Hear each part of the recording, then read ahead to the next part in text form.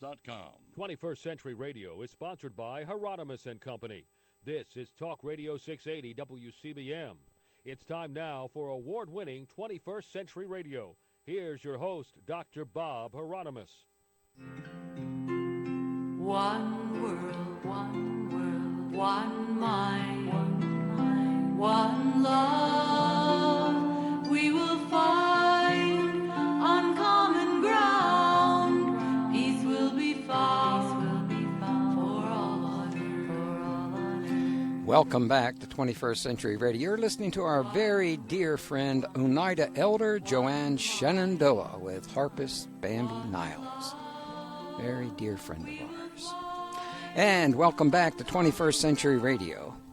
I'm Dr. Bob Hieronimus, and my executive producer and now director, producer, and scriptwriter, Laura E. Kortner, as well as researcher. And our engineer is Anita Brockington. Almost said that right. Anita. In 2010, Laura and I began our latest book, The Secret Life of Lady Liberty, Goddess in the New World. And 6 years later, it was born. But during those 6 years, we interviewed dozens of scholars and researchers, such as, now these are all dear friends of ours, Dr. Elaine Pagels, author of the Gnostic Gospels, Sister Rianne Eisler, author of The Chalice and the Blade, and, of course, Dr. Jean Shanola Bolin, M.D., author of Goddess in Every Woman, and, just as you heard, Dr. Joanne Shenandoah, Grammy Award-winning singer, and many others, all of whom, well, all of them became close friends and co-workers of ours. Now, during those 6 years, about 2014, I was introduced to the Lost Gospel, decoding the ancient text that reveals Jesus' marriage to Mary Magdalene. Well, I desperately wanted to review that important work, but we were so buried under other deadlines that I couldn't find the time to read and absorb, because I read every book. I don't give it to someone else to read and give me questions. I read every book, and well, I didn't have time to read 444 pages, but I'm still working on it. But as karma would have it, tonight's guest for both hours is a legend in her own time in the New Paradigm Movement. Her name is Barbara Hand Clow, and she's going to tell us something about the Lost Gospel tonight as we review her own new book. Barbara Hand Clow is an internationally acclaimed ceremonial teacher, author, and Mayan calendar researcher. Her numerous books include Revelations of the Ruby Crystal, The Pleiadian Agenda, Alchemy of 9 Dimensions, Awakening the Planetary Mind, and the Mayan Code. She has taught at sacred sites throughout the world and maintains a website at www.handclow2012.com. Now, the name of Barbara's latest gem is Revelations of the Aquarian Age. It's published by Bear & Company, a member of the ITI, or Inner Traditions clientele groups anyway, and that's the same company that publishes our work under Destiny Books, and whose owner and genius is good old brother Ehud Sperling, whom we just heard from a couple of days ago when he contributed to our Kickstarter campaign in the recreation of the Woodstock bus, which we are deeply involved in at this moment. Thanks, Ehud. Now, we have only 7 days to raise the funds to complete that project, and this is Barbara's 4th appearance on 21st Century Radio over the past 31 years.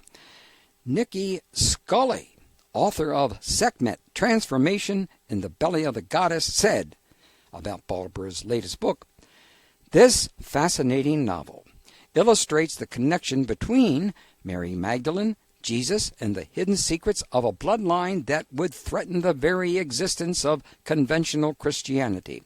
It is riveting, and it helps explain many uncertainties about world religions and even our own government. It is a must-read.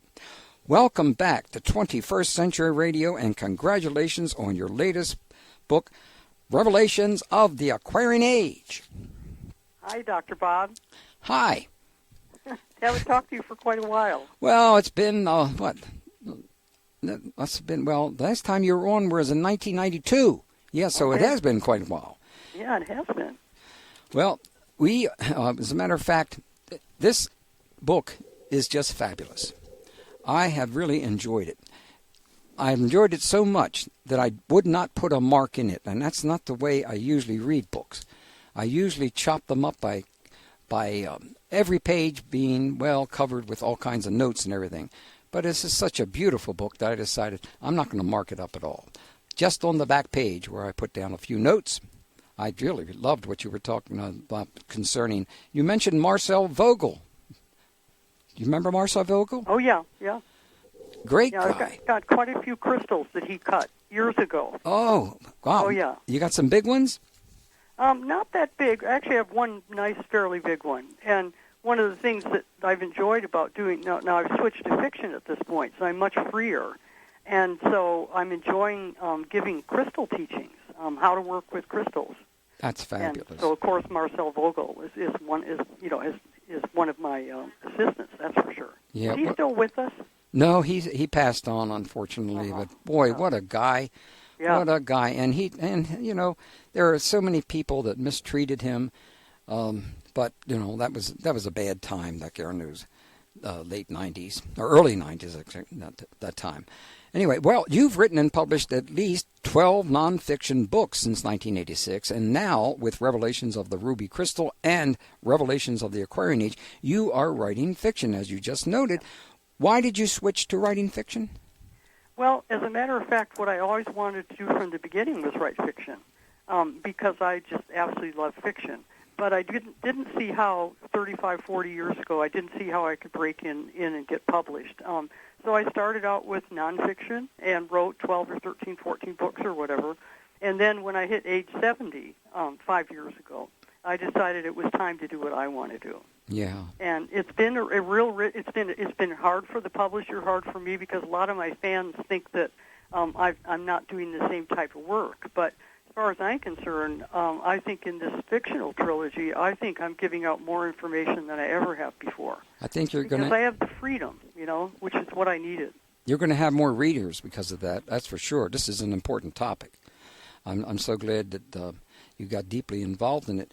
Revelations of the Aquarian Age opens during a wedding, and all the characters from Ruby Crystal are there. Since these characters were developed in Ruby Crystal, are the readers missing anything if they start with the Aquarian Age? I'm having trouble hearing you, Bob. I don't know whether you can turn yourself up or not. But I'm pretty stressed trying to hear what you're saying. Is it any better now? That's wonderful. Okay. What did you just ask? My boss in there just turned it up there. Yeah, that's perfect. Okay. I'll ask the question again. Yeah. Revelations of the Aquarian Age opens during a wedding, and all the characters from Ruby Crystal are there. Yes. Since these characters were developed in Ruby Crystal, are readers missing anything if they start with the Aquarian Age book? First of all, when you write a fictional trilogy, each book has to be a standalone. And so what I did, which is a typical technique, I bring all the characters that appear in Ruby Crystal, and they start right out in the first chapter at a wedding. And so you can read it by itself, or if you really want to really get to know the characters, then you're going to want to read Ruby Crystal also. Because in the first book in a trilogy, that's when you get the real development of the characters, their homes, their lifestyle, their things they're really thinking about. And then when you get into Aquarian Age, the novel starts to just take off because we already know them. Although it's an interesting thing, when you tune in to the second book without the first one, people are telling me there's a resonance that they can feel in these characters, besides the fact that I give enough data so that you understand who they are, obviously. So I would say it's a choice. somebody can certainly start out with Aquarian Age if they feel like it. Mm-hmm. Well, that makes sense to me. I had quite a good time reading your book. That's why I read it so slowly. Central focus of Aquarian Age is a painting of Jesus and Mary Magdalene. Why is that a central theme? Well, what happened with this whole trilogy so far is I haven't plotted it or planned it. I just simply took off with the characters and let them do their thing. And so one of the central characters all the way through the trilogy is a really fascinating Italian painter named Armando Pierleoni. And in the first book, in Ruby Crystal, Armando Pierleoni is a really bad guy. He's a very complex, dark person who's dealing with a lot of possession issues. Mm-hmm. And then as we come into the revelations of the Aquarian Age, he has already started transforming himself. And so one of the things that I really wanted to show throughout this trilogy was the transformation of people, because people can do it. Sometimes people think once somebody's lost, they're lost. And yet in my experience, it's amazing how people can turn their lives around if they get the opportunity at all. So as Armando wakes up and becomes a more of a kind of person that you and I'd like to hang out, he starts really being connected to really, really high planes of consciousness. And so then he ends up getting married, and of course the novel starts out with the wedding right in the beginning. And then what happens is he goes through this amazing transformation with his wife. And so then what happens is the Jesus and Mary Magdalene archetype just comes right through him. You know, and one of the interesting things about that is, did you see the painting called Salvator Mundi? No, I didn't. No. Did you see that? No, I didn't. Oh, okay, because this is one it's been attributed to Michelangelo just about a year ago, and so it's kind of, or maybe it's Leonardo. No, I think it's Michelangelo. It's a painting that's been around for a long time, but nobody really knew who painted it, and then it turns out it's a great master. And so the interesting thing is it's a painting of Christ, and it's really awesome. I mean, you just look at that painting, and it just takes you to some other place. And so the interesting thing is that one came through right when Armando's painting came through. So it's interesting when you're writing fiction, you're really working with the muse, and you're really working with creative fields. And then all kinds of synchronicities have been happening all around me in relationship to what I'm actually writing. Did any of that filter into your own life at that time when you were writing it? What? Did any of that experience filter into the way you were living and things that came to be important to you during that period? I think that writing in this way is really changing me. I'm finding that my access to many dimensions is definitely intensifying. Wow. Now, sometimes I think that's just a matter of the times, because we are definitely in the middle of a huge opening right now. We sure are. And I'm an astrologer also, as you know. And so one of the things I wanted to do was I wanted to track the end of the Age of Pisces and the opening of the Age of Aquarius. That was one of my goals.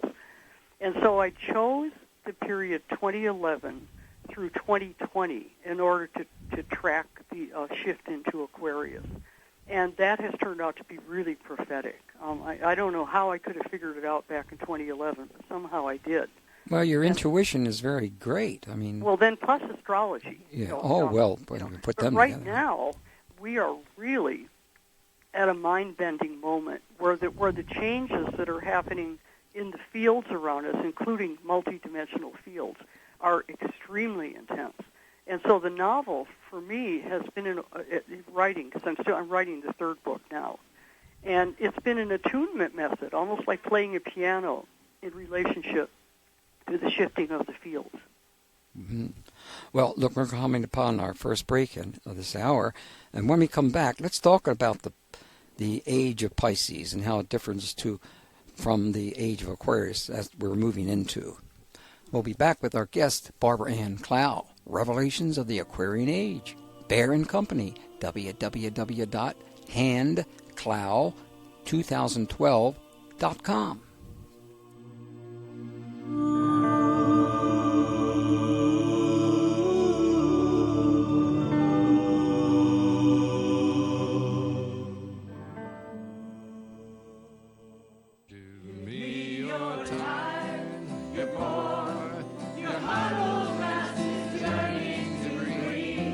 You know what I was surprised to learn when studying the Statue of Liberty?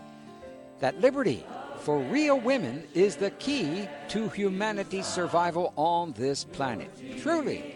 And also that Lady Liberty has Native American roots, and that America has reverence for the female half of divinity, or the goddess, at its very foundation. Powerful women and role models for balance are all part of our new book, The Secret Life of Lady Liberty, Goddess in the New World. It's a new way to understand America's history and future. Buy your copy today at Amazon.com or Barnes & Noble, or from our website, secretlifeofladyliberty.com. That's secretlifeofladyliberty.com. Just chock full of all new reasons to love the United States of America. This is Elaine Pagels, author of the Gnostic Gospels, and also of a new book called Revelations, Visions, Prophecy, and Politics in the Book of Revelation. I'm a professor of religion at Princeton University, and you are listening to 21st Century Radio with Dr. Bob Hieronimus. Oh, thank you, Elaine. I think Elaine right now is still on sabbatical somewhere out there in the Southwest. I bet you she's enjoying herself right now. Or maybe she's listening to us. Who knows? Welcome back to 21st Century Radio. Barbara Hand Clow is our guest for both hours. Revelations of the Aquarian Age. Bear and Company. You got to get a copy of this book. It's extremely important, and you'll find out if you keep listening. www.handclow2012.com. Barbara, I know your book is fiction, but there is so much in it that's fact. I mean, I gained a better understanding of why America is viewed the way the book handles this particular situation. And so I'm really happy to learn that. I'm happy in a certain sense of finding out the truth. So much is hidden that is not talked about in this country about what we've been doing, warring over there with this part and that part, etc. Well, many of the characters talk about the end of the Age of Pisces, how things are changing as Pisces goes away. What's the theme of the Age of Pisces?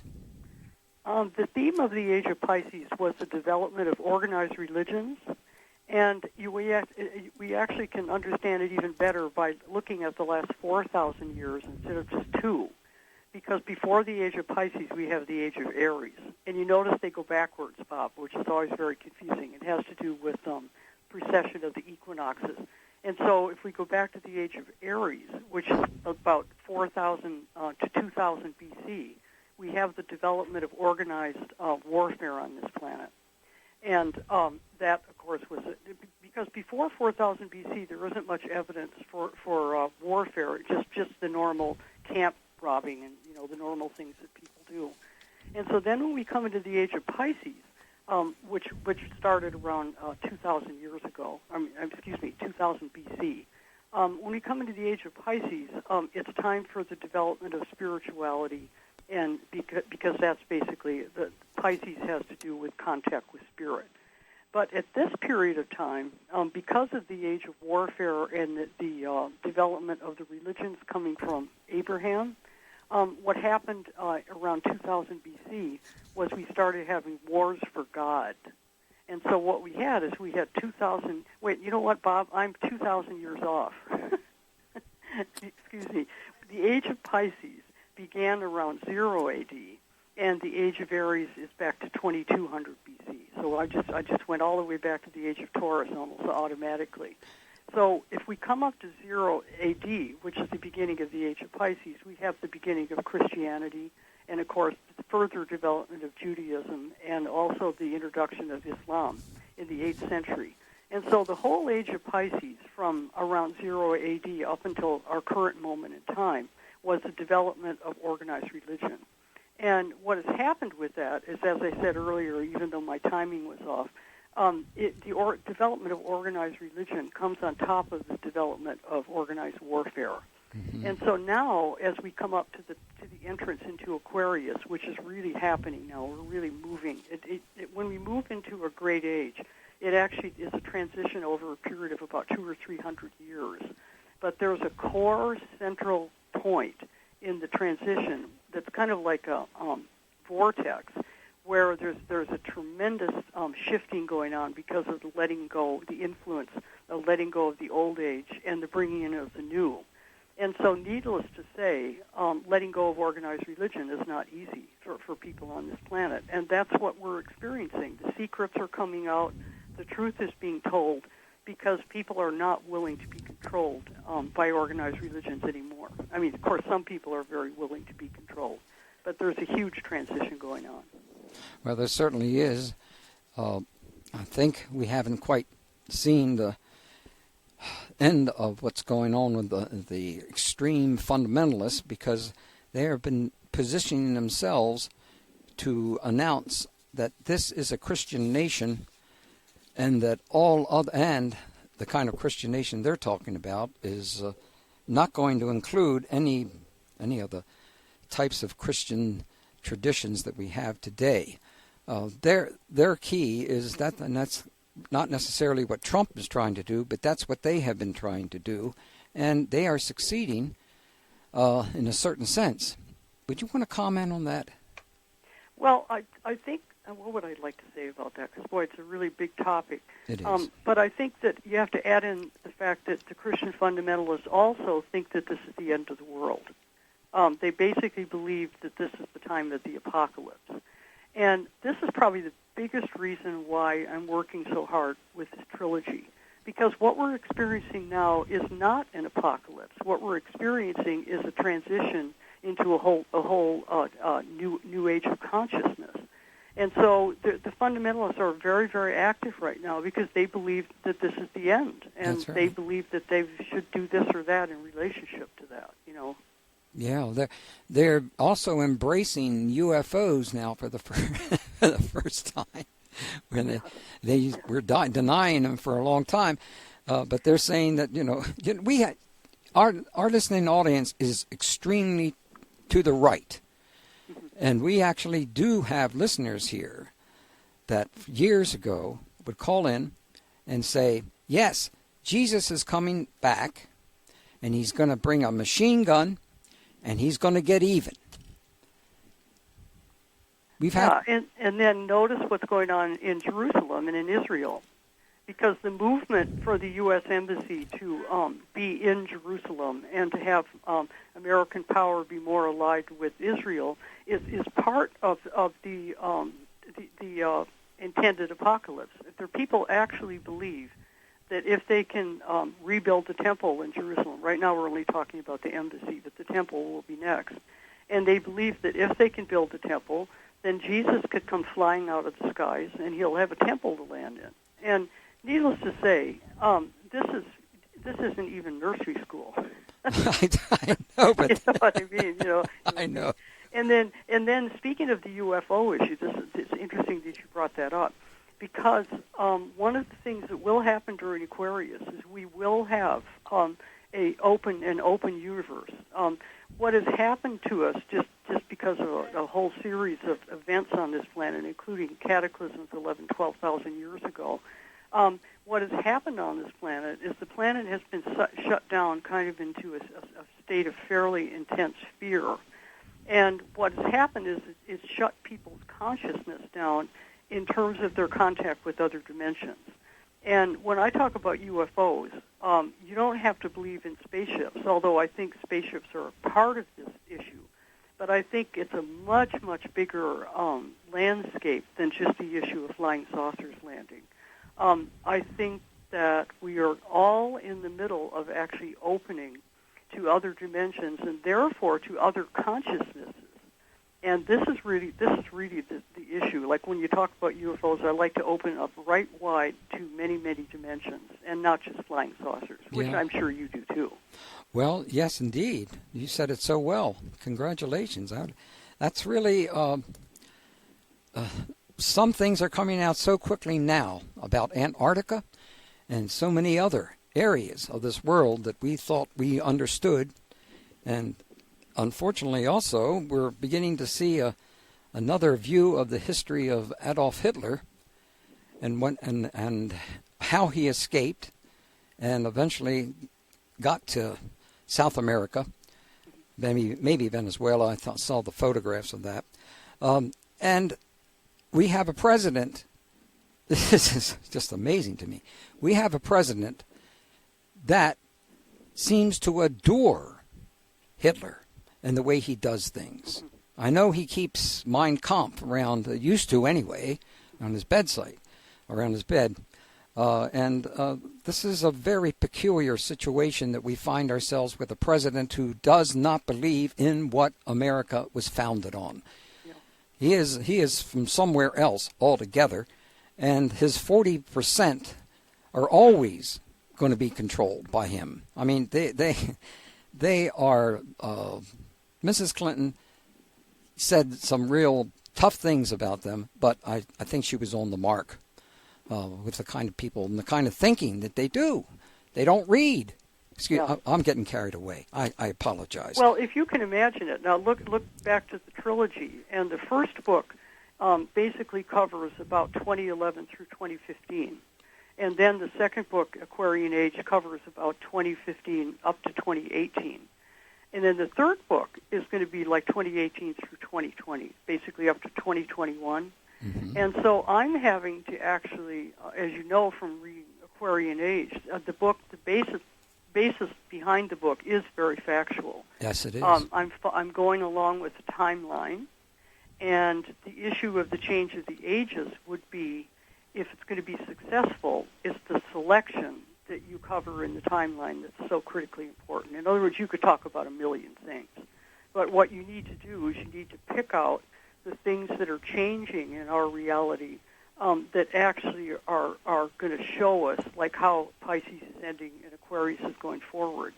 And so, in my case, here I am forced to track Donald Trump, because there's no way you can leave Donald Trump out of this. He's not in the first two books, but he shows up at the end of Aquarian Age, and then we're having to deal with him. And just imagine trying to write about this. But somehow I have to trust that what I do, Bob, when I sit down to write, is I go into an extreme altered state. And I go into a state of deep, deep meditation, and then I just go into focus. And so regarding Donald Trump, I'm writing the third book right now. And what he is turning out to be is kind of like a St. Paul, in a way. Oh, my. Yeah, because St. Paul came along right as soon as Jesus died, or went to the eastern part of the world, we're not sure which. As soon as Christ was out of the picture, St. Paul took over. And he, just like Trump, he came in and he just started just throwing things away, throwing away the teachings on food, throwing away circumcision, you name it. And he just started throwing everything away because he was going to create something new. And so Christianity is not really Christianity based on Christ. It's Pauline Christianity. It's Paul's religion. You know? Would you go into more detail about Paul, because it reminds me of part of my family. I was adopted into the Hieronimus family, and they're very proud of Saint Jerome, because that's Saint Hieronimus. And there are things about him that I've never been happy about. So when I talk to the other members within the family, I have to be very careful because they're very proud, and I'm kind of more than embarrassed. I'm angry about what he did, and the whole. That's something else altogether. Oh, wait! Before we get too carried away here, I need to get to this. There's a lot of words in here I might be mispronouncing, Barbara, but I'll do the best I can. I'm just an artist. Now, one of your characters is a New York Times reporter, writes about the Jesus family tomb in Jerusalem. Yeah. The Talpiot? Yeah, Talpiot tomb. Heard about I got it. I got a B. Yeah, you got it right. Yay, way to go. Yeah, Talpiot is a suburb of Jerusalem. Ah. And it's in the area where all of those tombs were dug out 2,000 years ago. And so it's basically, had you heard of it about? I've heard of it, yes, but I've not been there. Yeah, but you heard about this whole issue. Basically, archaeologists have found the Jesus family tomb. Yep. And it had 10 members of the family buried in it, they're in ossuaries. What they do is they put bones in boxes called ossuaries. And also, it's also probably the tomb also of Joseph of Arimathea, whom we see in the Bible, because what happens is Joseph of Arimathea got Jesus' body after the crucifixion, and then took the body, and that's basically how it got into the tomb. But we're living in an amazing time, because the actual tomb of Jesus and his family has actually been discovered. There's a huge attempt to cover it up, but it's not really successful. And one of the things readers will find with my book is I don't have footnotes and bibliographies and all that, because this is fiction. But what happens is the characters, when they're talking to each other, they'll mention the title of a book. And so already in interviews, people are saying, well, now what's going to happen is now people are going to read your book, and they're going to have to read 10 or 15 or 20 other books, right? Yeah, well, it'd be doing some good if they did. Yeah, I mean, as you know, I was a publisher for 20 years. I'm not, at this point, I'm not working at Bear anymore. But I loved bringing books to the public, and I loved finding gems that people would like to read. And so one of the things going on in this trilogy is a presentation of background material. And so all the titles are there. There's a number of books about the Jesus family tomb, and also a film was made in 2007. James Cameron, the director of Avatar, made a film about the Jesus family tomb. Oh, I wish I haven't seen it. It's amazing. I mean, here we have this incredible thing happening, and yet the Roman Catholics don't care. The Church is doing everything it can to keep this quiet, because the problem is, how do you deal with the resurrection if he was buried in a tomb and had a family? Yeah, so it goes against what I call the fairy story, because there's the Christian fairy story. Yeah. And most of it's untrue. But meanwhile, this man, Jesus or Christ, was a great being. Was an incredible being. And Judaism and Islam and Christianity all recognize that. But what they've done is they've just distorted the story so much that it just is intolerable. It is intolerable. For example, that Jesus was married, did have a family, did have children. And people have got to start realizing that that's true. Well, he's a real man, and also a great, great spiritual teacher. Indeed. Oh, we got to take a break. Oh, time out here on the playing field with Barbara Hand Clow. The book is Revelations of the Aquarian Age. Bear & Company, www.handclow2012.com. Hike!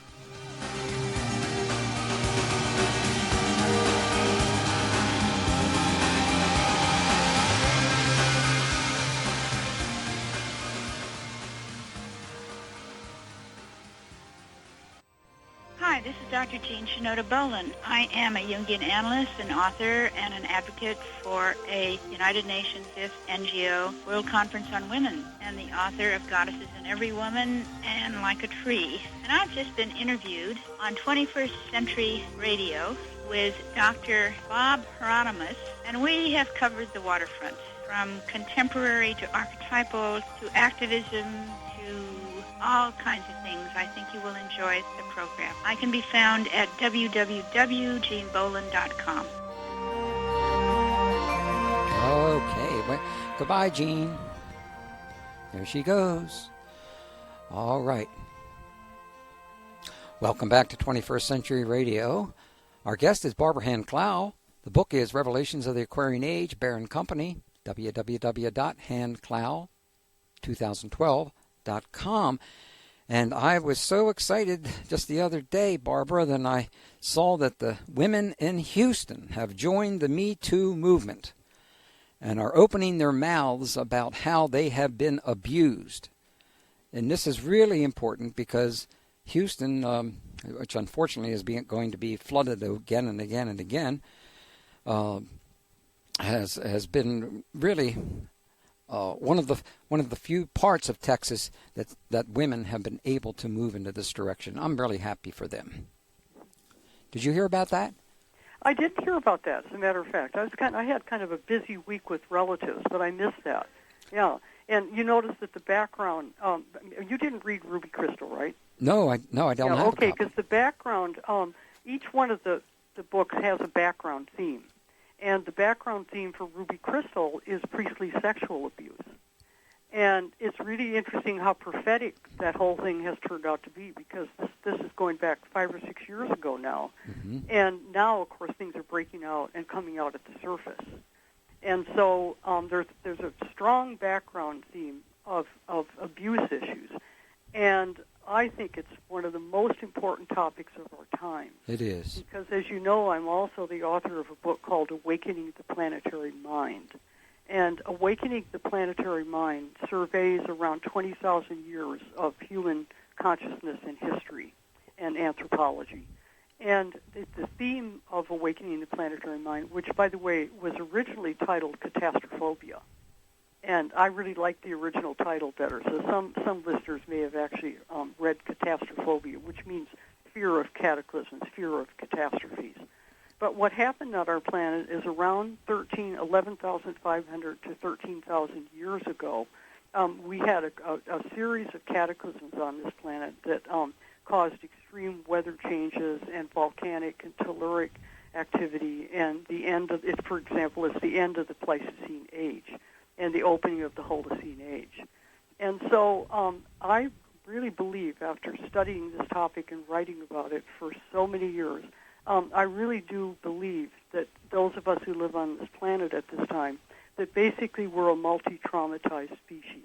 Yes, we are. And what's happening is we're waking up at this point from the trauma that occurred so long ago.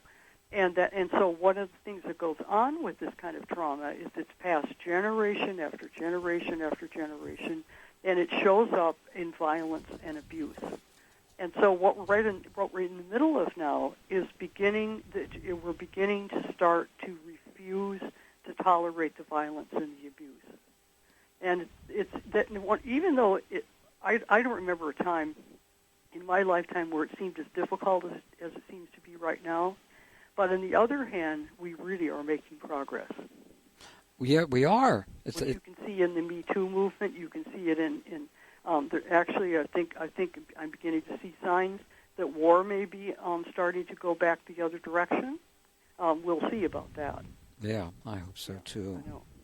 Well, of course, priestly sexual abuse in the Catholic Church was a main theme of Ruby Crystal, and the healing of abuse victims is the theme in the Aquarian Age. Is healing from abuse needed as we enter the Age of Aquarius?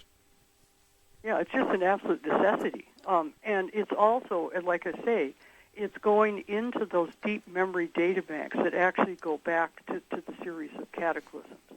And what's happened to us, you and me, during our lifetimes is that when we first started becoming intellectual and studying things, those were the days when everything, according to geology, was uniformitarianism. Yeah. And everything supposedly was slow and not changing that much. That's and right. then we've lived during the awakening of the memory of the cataclysms. It started with Velikovsky in the 70s, and now at this point, scientifically speaking, even I've been writing about this for years and years, but finally, scientists have caught up with what some of the researchers are saying, and science is now acknowledging the extreme level of destruction that we experienced on this planet.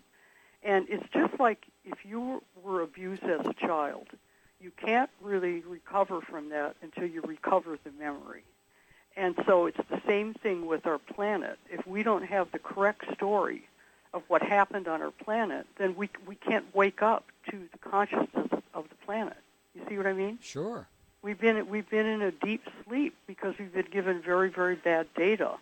And so in my case, my grandfather was half Cherokee, and he was a Cherokee record keeper. And the Cherokee record keepers, like most native indigenous people, they tell the story of the cataclysm. Mm-hmm. And so I was taught as a child by my grandfather that our planet went through those events.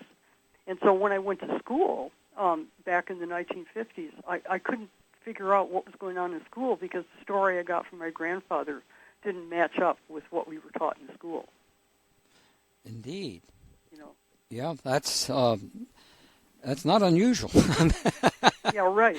But how fortunate of you to have a Cherokee grandfather. So you must be at least 30-40% Cherokee?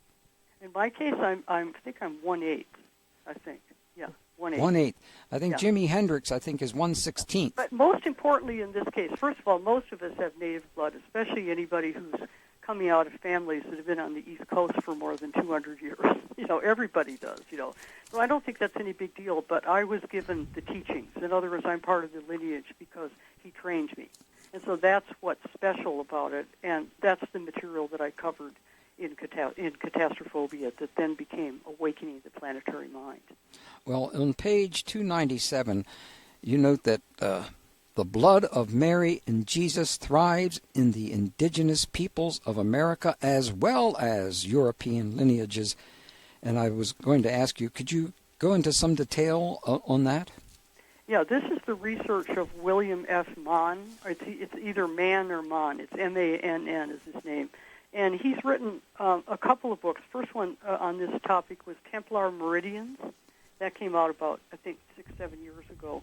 And then the latest book is called Templar Sanctuaries in North America.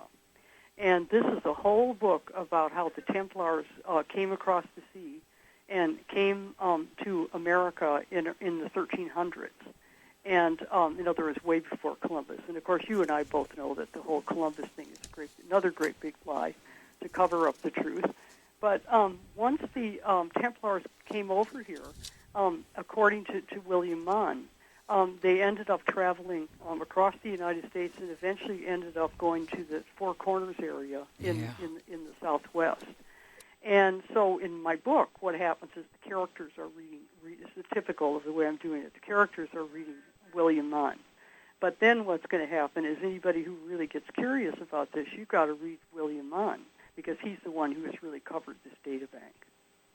And it's fascinating stuff. For example, the Algonquin sacred rituals are very, very close to the Templar and Masonic rituals in terms of the degrees and the way that the story comes down through the degrees of initiation. And William Mann knows what he's talking about. He's the head of the Templar Order in Canada. Well, there's a very important connection there, and of course, somewhere in there is the League of the Iroquois and others, because of the League of the Iroquois literally were teachers of our founding fathers. Sure. And unfortunately, well, most people up there in Boston, I read they that know book. it. I like that book. Yeah, that was a real important work. That's a good one. Oh, yeah. So that, and I would have, I don't know how many scores of shows I've done on the history of Discovery and National Geographic, but they won't let me talk about the Iroquois. They won't let me do it. And that's the reason why I'm angry. Aren't the Iroquois part of the Algonquin Nation? Yes, they are. Yeah, that's what I thought. They're one of the tribes. Yeah, so, yeah. So the thing is that unfortunately, there's such heroes, and I mean, as what they have accomplished is enormous. And it's unfortunate that America does not realize that Franklin, Jefferson, and Washington, all of the founding fathers were their students. They allowed them to come into the Philadelphia's hall there. I can't remember the name of it right now, but they were there and they were their teachers. And many people have attacked me on this, but they're dead wrong. The information No, is you're there. absolutely right. And the unfortunate thing is we have a great. I used to be an American, now I'm Canadian, but you have a great Constitution, and the only problem is it's being dumped at this point. Yes, it has. Yes, it has. It has. It's been dumped, and it served the United States very, very well for more than 200 years. But unfortunately, it's being trashed at this point. Yes, our president doesn't know anything about our Constitution. No, doesn't read. Well, I know, it's amazing. Well, no wonder 40% love him, because they don't have to read either. It's like, hey, we don't have to go to school anymore. And, right. And yesterday, I was looking at the New York Times this morning, and they didn't carry the story on the Me Too in Houston. I was wondering about that, when they're going to break that story in New York Times. But when it talks about the things that our president would not do, he hates science. He's absolutely petrified by science. Yeah. And that aspect of him really is, to have a president act like that, the way he treats everything else besides, I'm afraid the guy just can't tell the truth often. Is that the best way of putting it? Because I don't think he tells the truth most of the time. I think Washington Post has over almost 4,000 lies at this particular time, and I'm sure it's going to continue. Oh, well, I'm sorry. We better get back to other stuff here. But a few of the characters, David Appel, no, is it Pietro Pierleone? Hey, I almost got that. Fine. Yeah, I'm growing up here. and Loren. Yeah, let's tell our listeners, too, that one of the reasons that we have such strange names here is the trilogy is set mostly in Rome and Tuscany. Mm-hmm. And the reason it's set in Rome and Tuscany is because there's a whole energy configuration in Italy that is it's the energy configuration behind the Vatican. And so ultimately, as we move into the Age of Aquarius, we're going to see some kind of fall of the Vatican. It could be just an extreme shrinkage of the Catholic Church, which is already definitely going on. Or the Catholic Church could actually crash, could crash. But after Rome and Tuscany and that part of Italy, because of the energy in that part of the world. And I'm still doing a lot of research on that. I'm actually traveling there again next year to do more. Well, we got to call time out at the top of the hour here, and you'll return with us next hour, Barbara, and we'll continue on our journey. Barbara Hand Clow, Revelations of the Aquarian Age. In the old days, we used to call it the Aquarium Age, and that was a big laugh, right? Bear and Company, www.handclow2012.com.